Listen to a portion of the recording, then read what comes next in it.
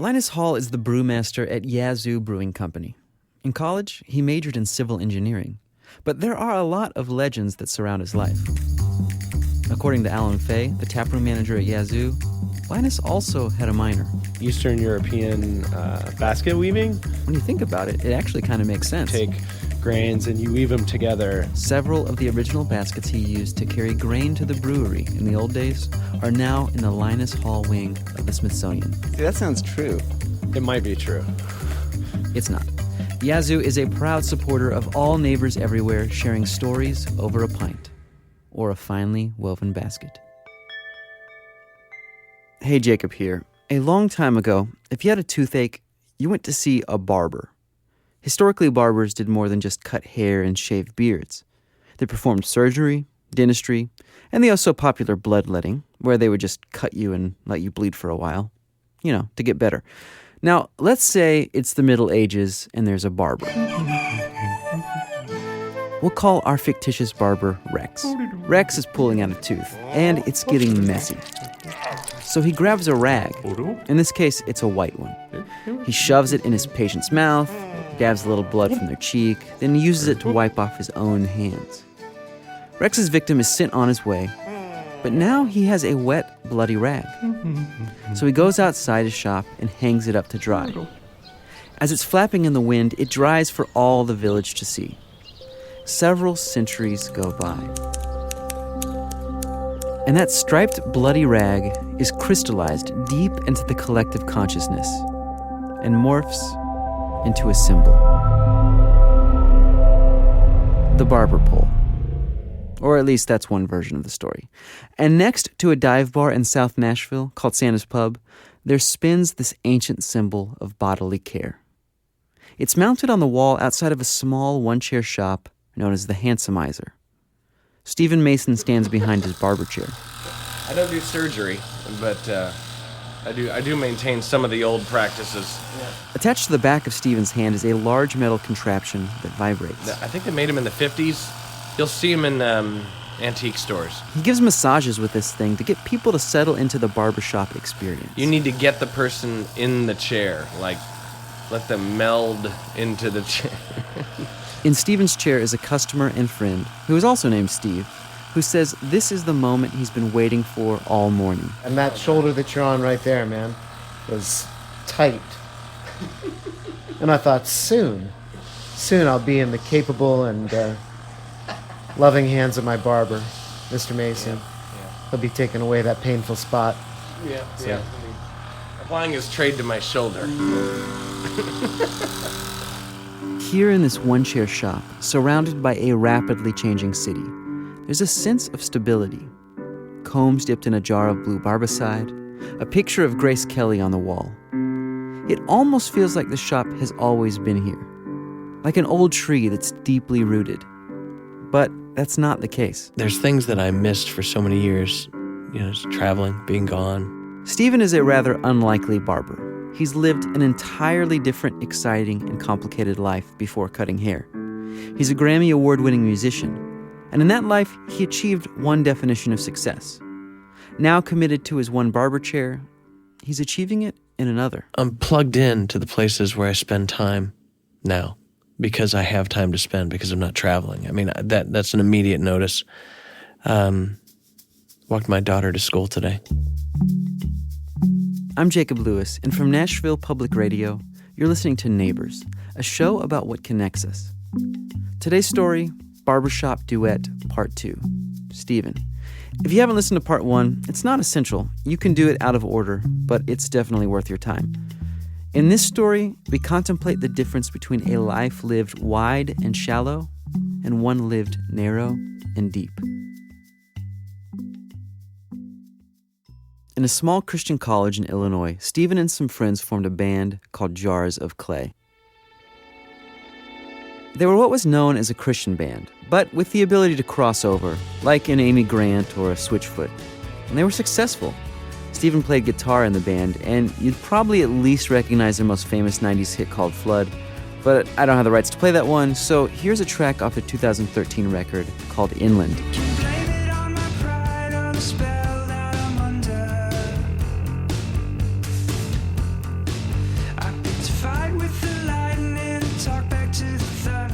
the four of us, dudes that met in college in the Midwest, playing in between Def Leppard and Sarah McLachlan at Live 8 in Philadelphia, when there were, 1 million people on the mall right below the Rocky statue. That was remarkable. And we opened for Sting for a few shows. These are just people I grew up with. To think that we would share the stage, overwhelming to say the least. For a kid fresh out of college to be so successful was exciting. Big shows, people recognizing you, making money doing what you love. But there was a cost. The first couple of years we started, we were doing, 300 shows a year. So we were essentially on the road, and we had an apartment where we kept our stuff. Think about that, 300 shows a year. That's barely one day off a week. And it's a common national narrative to be living one exciting life on the road and another one at home that consists basically of sleep and trying to reconnect with friends and family. To be rooted in the place that you live, I think doing music and traveling for a living makes that very difficult.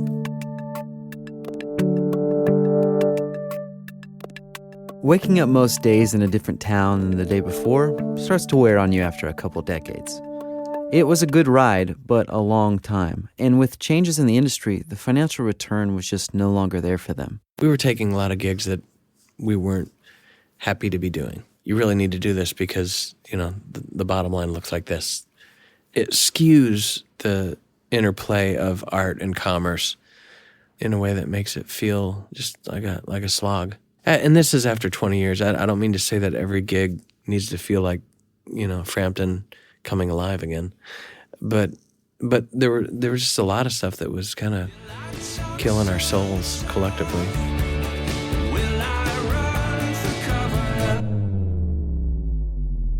But music is pretty much all Steven has done his entire life. I did the fast food circuit in high school, McDonald's, did some time at Arby's. So without an official set of certified skills outside of music, Steven had to dig deep and figure out who he was instead.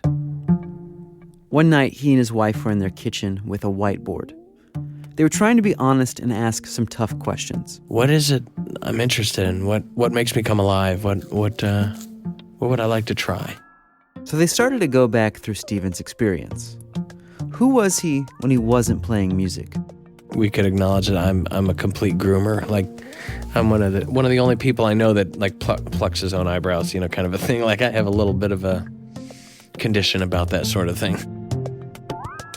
They also realized one thing he highly valued touring all those years was authentic conversation and sharing our broken places and how that develops genuine friendship. So he enjoyed talking to people. In fact, he could do it all day. So he and his wife had an epiphany. Barbering would be amazing because it's creative. I like working with my hands. And also there's this relational aspect. There's a connection with the client that I think really also satisfied some of that communal aspect. I tested it out with a few folks too. I talked to another friend that was a stylist, and just said, what does this look like? What's the reality of this sort of a life? And one of the first thoughts was, well, your schedule is a lot more loose. And that encouraged me. That because after waking up in a different town every few days on the road, I wasn't sure how easily I would transition into driving the same place every day, and then working 8 hours and going home.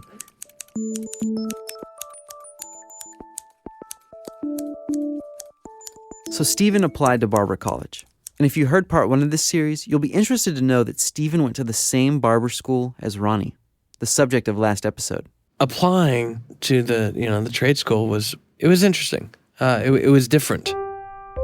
There were guys in school who were just out of jail, and this was kind of the new investment in their lives. They were going to find a vocation after serving time.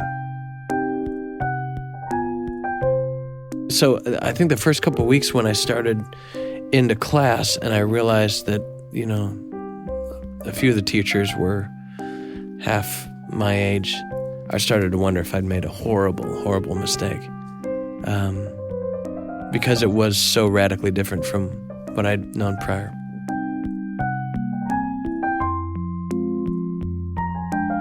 But something kept Stephen going, something that he actually got from the road. As he played across the country, people would give him books all the time and say, "You've got to read this." One of those books was called Jayber Crow. Wendell Berry's Jayber Crow was a part of the initial romantic tug of becoming a master barber. It's about a man in rural Kentucky that is named Jonah, but people refer to him as Jayber. He thinks he's called by God to go into ministry, and he seriously pursues that calling, but along the way, he falls into the role of a small-town barber instead. It is a beautiful book, and the way it articulates how he knew all the heads of the people in the community. There's some rich words about that. It just made sense to me.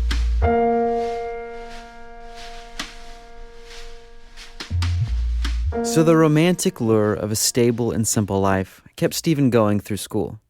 And in 2014, he graduated and became a master barber. It's one notch above a regular barber's license. But he didn't have a job at a shop, so he started cutting people's hair out of his house. Friends mostly, and their kids. A lot of musicians would get a Thursday cut before heading out on the road for the weekend. I had a little chair that I bought on Amazon. He had scissors, clippers, but I knew it wouldn't work legally. he needed a real proper place of business with its own entrance to comply with zoning laws.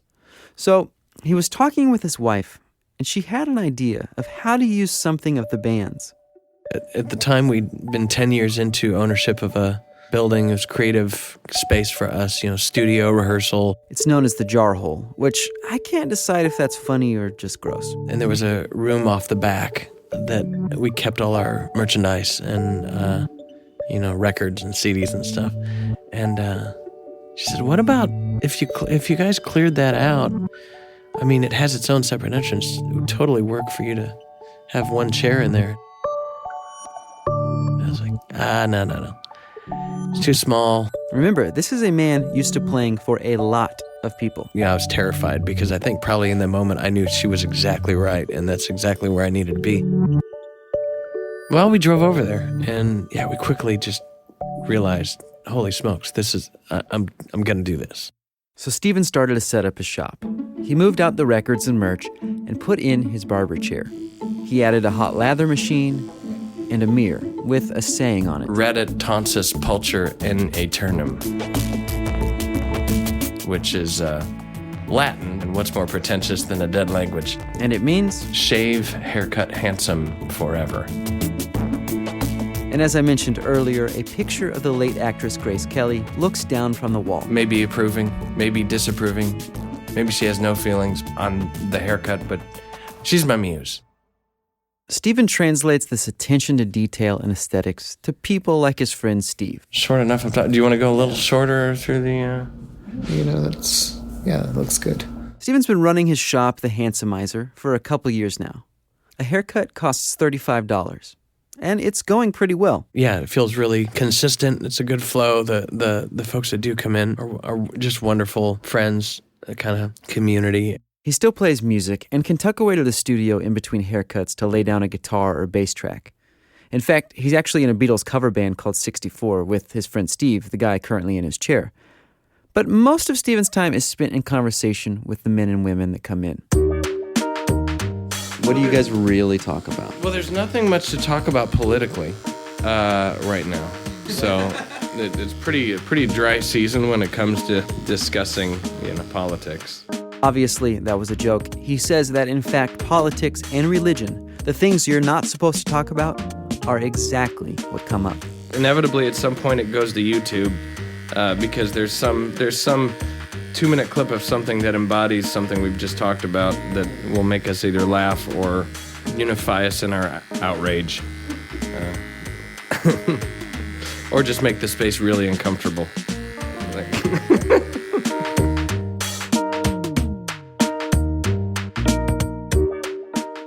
For Stephen, the handsomization process, as he calls it, you can't make this stuff up, is very much about having a meaningful conversation that asks a second and third question rather than,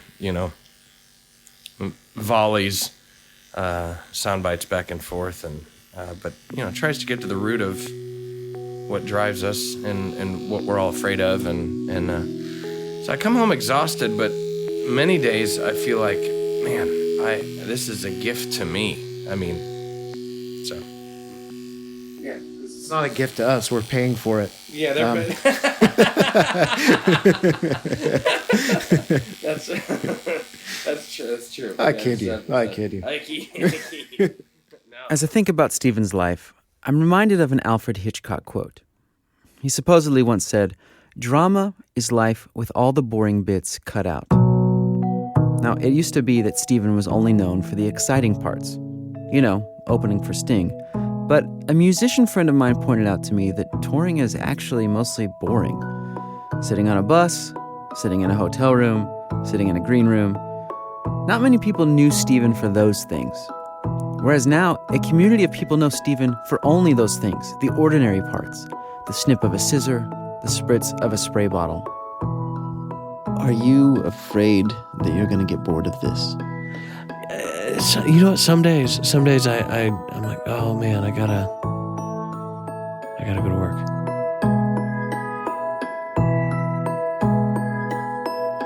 Life is lived in moments, and a haircut is a unique moment to be shared. Not to make too much of it, it's a haircut. Neighbors is from Nashville Public Radio and produced by me, Jacob Lewis. This story was edited by Mack Linebaugh, Emily Siner, and Anita Bugg. Music by Poddington Bear, Dan Burns, and Jars of Clay. If you like the show, please leave me a rating or review in iTunes. I love reading them, even if they're bad. It's just you cared enough to reach out. Neighbors is a proud and founding member of The Herd. That's HEARD. We're an audio collective of producers all over the country, including Canada. I highly, highly recommend checking out all the shows in The Herd, especially one of our newest shows, Rumble Strip, Vermont. You can find it and more information at theherdradio.com. That's HEARD radio.com. Thanksgiving is coming up, and as you gather around the table and watch all the delicious dishes come out, I encourage you to ask yourself the tough questions. What is it I'm interested in? What makes me come alive? What would I like to try? I'm Jacob Lewis, and I'm reminding you to get to know your neighbors.